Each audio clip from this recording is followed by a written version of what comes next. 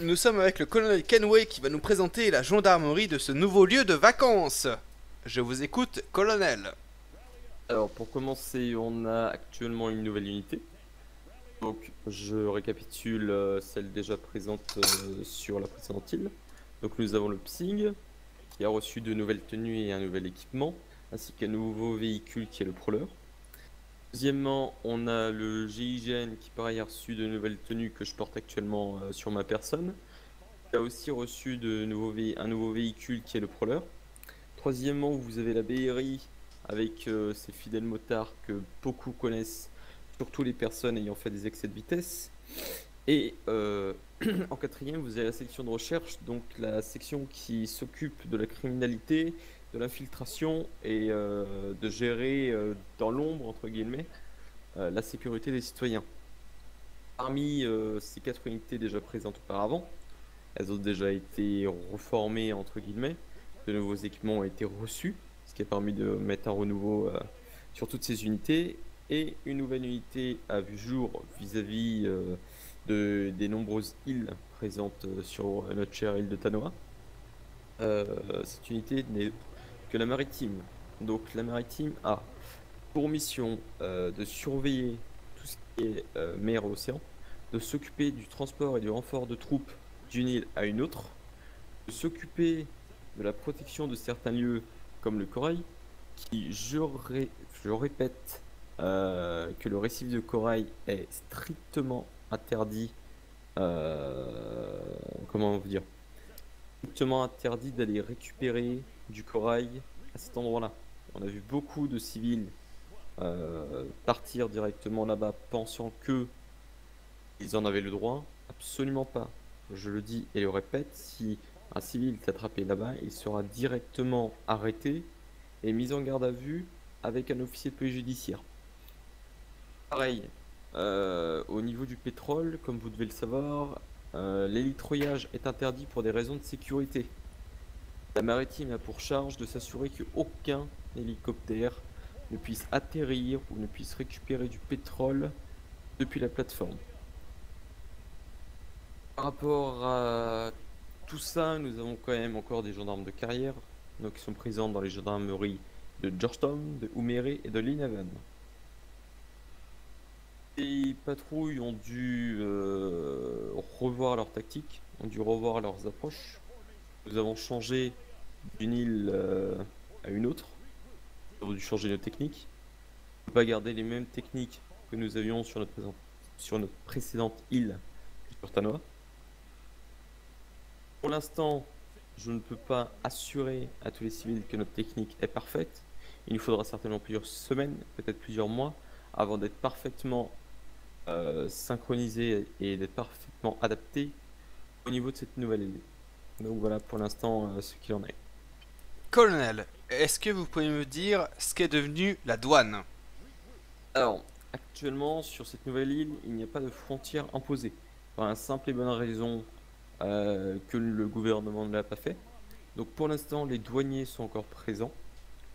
Malheureusement, à part effectuer quelques contrôles au niveau des ports, ils ne peuvent rien faire de plus. Maintenant, qui sait si dans le futur la criminalité augmente, si les passages de drogue se font trop faciles, peut-être que le gouvernement mettra en place une nouvelle frontière. Pour l'instant, dans tous les cas, elle est inactive. Pour l'instant, mais peut-être que plus tard, il y aura la douane qui sera présente C'est au possible. pont qui permet de desservir les îles principales, c'est ça? C'est possible, mais je pense que s'il y a quelque chose à mettre, ce serait pour séparer l'île principale, entre guillemets, en deux, de façon à couper certains trafics, comme le récif, comme le corail, Mhm. ou encore le pillage de ruines, car tous les civils ne le savent pas non plus, mais le pillage de ruines est strictement interdit. Donc si vous êtes attrapé là-bas, pareil, vous serez arrêté, vous serez mis en garde à vue et vous aurez une peine. Donc je pense que si quelque chose à mettre, ce sera pas forcément sur ce pont, mais ce sera pour couper l'île en deux. Je ne le souhaite pas, c'est un aménagement énorme et qui dérange la plupart de la population. Et si jamais une frontière doit être imposée pour la sécurité, nous le ferons et nous aurons des gendarmes disponibles pour assurer la protection de cette frontière dès son arrivée. Petite question, colonel. Pourquoi est-ce que le pillage de ruines est illégal alors que la fouille sous-marine est légale? Alors, pour une simple raison, au niveau du pillage de ruines. Donc, ce sont des endroits protégés depuis plusieurs années, voire plusieurs siècles. Nous n'avons pas forcément découvert Tanoa dès la naissance de cette île. Plusieurs populations y ont habité. Aujourd'hui, ces objets présents dans les ruines sont des valeurs protégées, des valeurs qui rapportent très cher auprès du marché noir. Nous ne pouvons laisser des personnes détruire le patrimoine de cette île ou vendre le patrimoine de cette île. Les ruines font partie du patrimoine et nous tenons à les protéger. Alors que les fouilles sous-marines sont peut-être plus Alors, récentes et la donc fouille un sous-marine peu moins est plus protégées. récente et vous pouvez trouver un petit peu de tout. Au niveau de la fouille sous-marine, ça peut être un- pas c'est compliqué à expliquer, mais si vous voulez, par exemple, quelque chose qui tombe dans l'eau et qui a de la valeur, et encore là après plusieurs années, le fait que les personnes aillent le récupérer n'est pas si grave, puisque c'est quelque chose de beaucoup plus récent. Là, on parle pas du patrimoine qui peut refléter ce qui s'est passé sur cette île.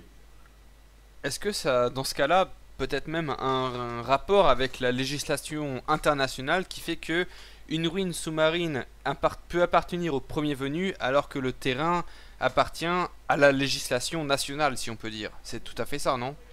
Alors, c'est tout à fait ça, vous avez raison. Donc, comme ça revient à ce que j'ai dit tout à l'heure, Exactement. maintenant cette île est à l'État. L'État qui a protégé, qui a décidé de protéger le patrimoine de cette île, comme il a été fait avant. Et nous tenons à ce que, enfin, la gendarmerie tient à continuer à protéger le patrimoine de cette île. Donc, on va commencer déjà par le véhicule. Donc, le véhicule, c'est le Prowler, comme je vous ai expliqué dans les explications d'unité.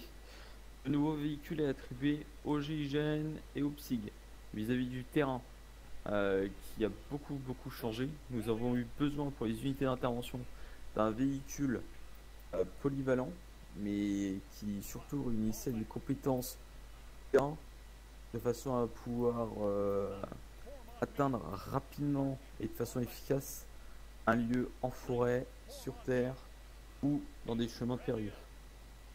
Voilà pourquoi ce véhicule nous a été donné. Il est réservé seulement aux unités d'intervention de façon à ne pas avoir d'abus. De simples gendarmes de carrière n'en auraient pas l'utilité. Par la suite, je vais vous présenter un des nouveaux snipers que nous avons. Donc, ce sniper se nomme le Mardis. Donc, ce Mardis est réservé à l'élite des snipers de la gendarmerie. C'est-à-dire qu'il n'y a qu'une ou deux personnes capables de sortir. Pour 70 gendarmes actuellement sur l'île et un coefficient qui est très minime. Le sniper est bien évidemment très efficace, mais il ne peut être utilisé que par des personnes qui ont une utilisation très précise de la fonction du tireur d'élite. Par la suite, vous avez ce que j'ai dans mon dos, ce que je prends en main, la T4C. Donc, ce nouveau lance-roquette nous a été attribué de façon à pouvoir l'utiliser sur des opérations comme la Banque fédérale. Donc, de même, ce lance-roquette n'est disponible qu'aux officiers. Au grand max, les officiers sont une quinzaine.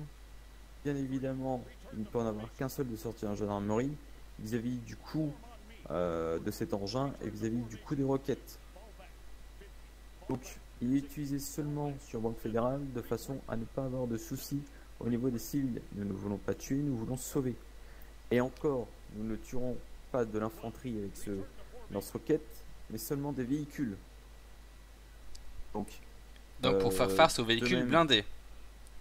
Alors ça peut être face aux véhicules blindés, mais si vous voulez, si vous avez un véhicule de transport, sachant que bien évidemment la plupart du temps ce sont des rebelles qui attaquent cette banque fédérale. Si par exemple un véhicule transporte 6 rebelles à son intérieur, nous pouvons efficacement le détruire et supprimer toute menace qui pourrait déranger la sécurité de la population. Donc bien évidemment tous les officiers ne peuvent pas se servir d'un lance-roquette, tant que ce n'est pas un jouet qu'on manipule comme un fusil d'assaut. De l'autre côté, vous avez l'arme que mon collègue tient dans ses mains. Donc une des armes la plus utilisée par la gendarmerie, c'est la carte 95. Donc concrètement, elle est disponible à partir d'un certain grade que je ne vais pas vous révéler, bien évidemment. Cette arme s'appelle la carte 95. Elle a un chargeur assez grand de 100 à 150 balles, si je ne dis pas de bêtises. Affirmatif. Donc cette arme est la polyvalence par excellent. Elle est légère, elle a beaucoup de balles, elle est précise. Donc certes, nous avons beaucoup de balles à l'intérieur, mais nous ne pouvons pas rater sa cible. À moins d'être aveugle ou de ne pas savoir tirer. Mais au niveau du grade à laquelle vous la débloquez, vous ne pouvez pas savoir, vous ne pouvez pas savoir ne pas tirer. Donc voilà concrètement ce qui est utilisé le plus souvent par la gendarmerie. Maintenant je ne peux pas vous montrer tout l'armement, sachant que je ne voudrais pas que tous nos secrets soient connus de tous. Pour la population, quels sont les nouveaux problèmes liés à cette île comparée à l'ancienne?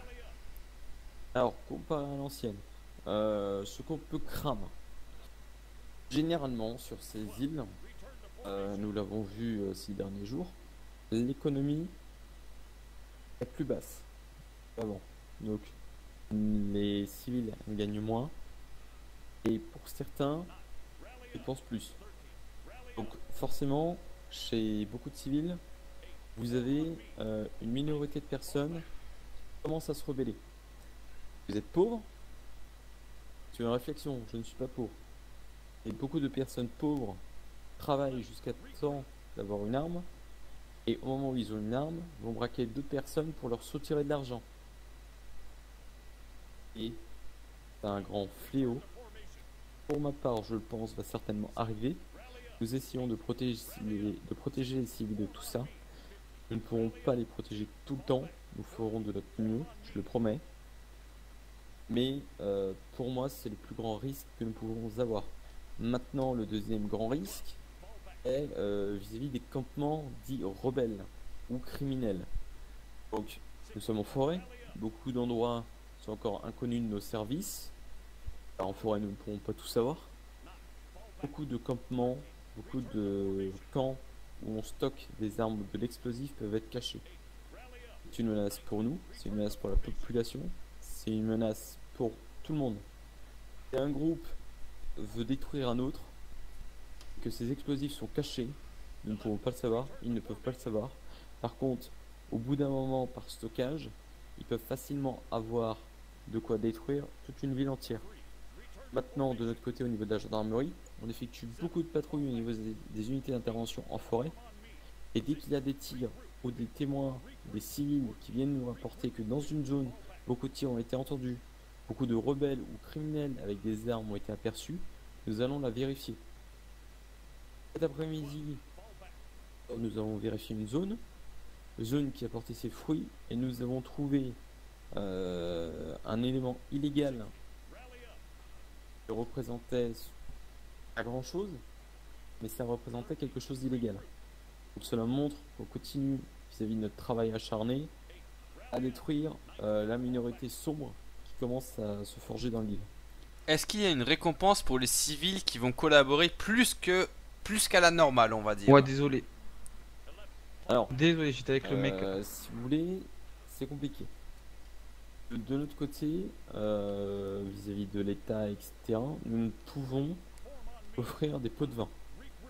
Maintenant, certains gendarmes, je pense surtout aux enquêteurs de la section de recherche, peuvent avoir des indices.